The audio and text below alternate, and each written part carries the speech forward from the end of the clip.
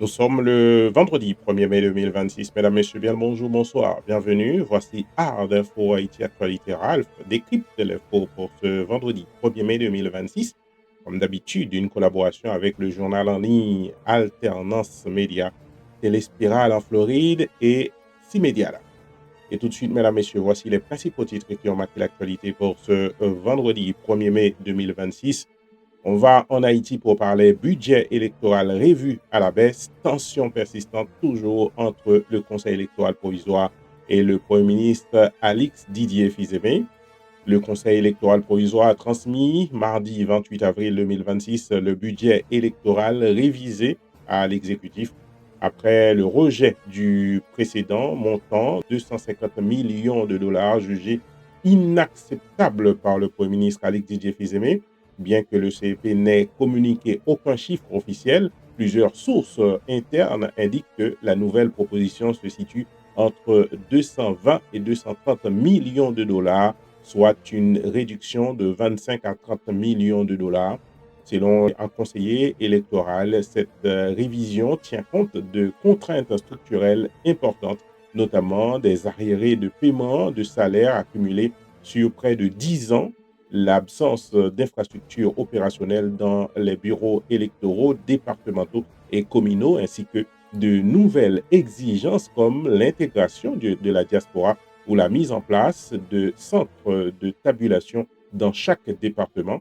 Le Conseil électoral provisoire indique parallèlement travailler à un calendrier électoral remanié en attente de la publication du décret électoral. On reste en Haïti pour parler partenariat universitaire stratégique entre l'Université d'État d'Haïti et l'UQTR, une université canadienne.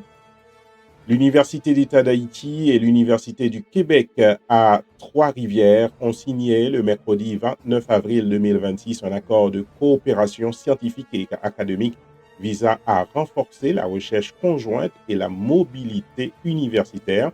L'entente a été conclue entre le recteur de l'Université d'État d'Haïti, M. Dieuseul Prédélus, et le vice-recteur de l'Université de Québec Trois-Rivières, M. Sébastien Charles. Ce partenariat prévoit des échanges d'étudiants et d'enseignants, des programmes de bourses, de stages internationaux ainsi que le développement de projets de recherche communs dans un contexte de fragilité du système universitaire haïtien. Cette initiative vise à consolider les capacités académiques et à favoriser une coopération durable fondée sur le partage de connaissances et d'expertise internationale. On reste en Haïti, mesdames, messieurs, pour parler de coopération. Le ministère de la Planification et de la Coopération externe et l'OIM accélèrent la réponse aux défis migratoires. Le jeudi 30 avril 2026, la ministre de la Planification et de la Coopération externe, Madame Sandra Polémon, a rencontré le chef de mission de l'Organisation internationale pour les migrations, M. Grégoire Goodstein, afin de faire le point sur les engagements pris à Washington à la mi-avril. Cette réunion marque une volonté d'opérationnaliser rapidement les priorités en matière de migration. Les discussions ont aussi porté sur la gestion des déplacés internes, l'enregistrement des populations affectées et la mise en place de solutions durables, notamment le retour, la réinstallation et l'intégration.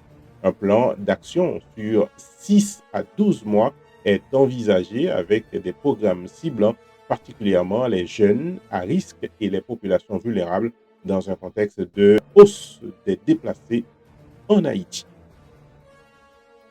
On reste en Haïti pour parler des entreprises centenaires honorées dans un contexte d'insécurité préoccupant.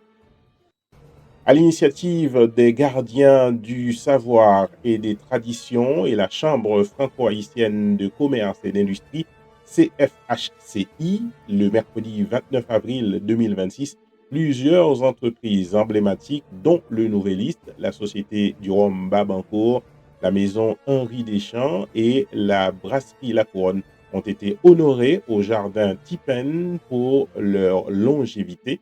Ces entreprises, toutes centenaires, ont été saluées comme des symboles de résilience et de continuité dans l'économie haïtienne. Toutefois, cet hommage intervient dans un contexte critique. Trois de ces entreprises font face à une dégradation sécuritaire majeure, notamment le journal Le Nouvelliste, incendié il y a de cela quelques mois, menaçant leurs activités. Ensemble, elles représentent plus de 2500 emplois directs et plus de 160 000 emplois indirects. Les intervenants ont insisté sur l'urgence de sécuriser leur environnement afin de préserver ces piliers économiques nationaux. Allons maintenant, mesdames, messieurs, au Cap haïtien pour parler des tensions sociales et promesses d'intervention rapide du gouvernement haïtien. Le jeudi 30 avril 2026, plusieurs quartiers du Cap haïtien ont été paralysés par des mouvements de protestation liés à l'insalubrité, aux inondations et à la dégradation des infrastructures. Des barricades ont été érigées dès le matin, perturbant fortement les activités économiques et le transport dans la ville du Cap haïtien. Face à la mobilisation, une délégation ministérielle composée du ministre de l'Intérieur, des Travaux publics et autres s'est rendue sur place et a constaté l'ampleur des dégâts, notamment des routes impraticables et des canaux obstrués. Le ministre des Travaux publics a annoncé des interventions urgentes avec des opérations de curage et de nettoyage prévues sous une semaine, tandis qu'un projet routier de 2,4 km signé le 22 avril 2026 doit améliorer la circulation à moyen terme dans la ville du Cap haïtien. On reste toujours au Cap haïtien, mesdames, messieurs, pour parler du ministre des Affaires sociales et du Travail, chassé par des manifestants au Cap haïtien, notamment dans la ville de Champlain. Le ministre des Affaires sociales et du Travail, M. Marc-Élie Nelson, a été contraint de quitter précipitamment une visite à Champlain au Cap haïtien après avoir été pris à partie par des habitants en colère. L'incident s'est produit lors d'une distribution de sacs de riz, donc opérée par le ministre des Affaires sociales et du Travail. Les protestataires ont dénoncé des réponses jugées inadaptées à la crise sociale, réclamant plutôt la création d'emplois durables. Ils reprochent également au ministre un manque de résultats concrets, appelant le gouvernement à revoir son action en matière de politique sociale. Allons maintenant dans l'international, on s'arrête au Brésil. Réduction de peine pour Bolsonaro, revers politique pour le président en poste, M. Lula da Silva. Ce jeudi 30 avril 2026, le Congrès brésilien a adopté une réforme modifiant le calcul des peines permettant une réduction de la condamnation de l'ancien président Jair Bolsonaro. Le texte a été validé par 318 voix contre 144 à la Chambre des députés et 49 voix contre 24 au Sénat de la République brésilienne. Condamné à 27 ans de prison pour tentative de coup d'État après les élections de 2022, M. Jair Bolsonaro bénéficie directement de cette mesure. Ce vote constitue un revers pour le président brésilien Luiz Inácio Lula da Silva, dont le veto a été annulé, illustrant la forte polarisation politique et les difficultés de gouvernance au Brésil. Et maintenant, mesdames, messieurs, venons en France pour ce 1er mai qui marque la fête du travail pour parler hausse des prix du gaz et nouvelles mesures sociales à partir de ce 1er mai 2026. À compter du 1er mai 2026, plusieurs mesures entrent en vigueur en France. La facture de gaz augmente en moyenne de 15% en raison des tensions géopolitiques au Moyen-Orient. Parallèlement, des aides au carburant ciblant environ 3 millions de personnes, notamment des personnes vulnérables et les routiers, sont mises en place pour soutenir les ménages les plus exposés. Sur le plan social, les repas à 1 euro sont étendus à l'ensemble des étudiants, que ce soit des universitaires ou des étudiants en cours professionnels.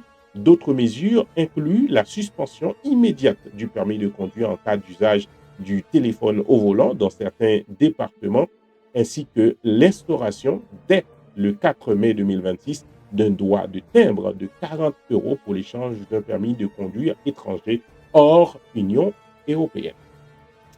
Voilà, mesdames, messieurs, le point de l'information sur Haïti et sur le monde pour ce vendredi 1er mai 2026. Comme d'habitude, une collaboration avec le journal en ligne Alternance Média et la Téléspirale qui se trouve en Floride et Cimedia Lab. Pour vous servir, Ralph Siméon, toujours fidèle au poste. Je vous invite à continuer à nous suivre sur Facebook Ralph Siméon, sur YouTube Art d'Info TV. Un plaisir de vous servir, mesdames, messieurs. Je vous donne rendez-vous lundi pour une nouvelle édition Art d'Info. Merci pour votre fidélité. À bientôt.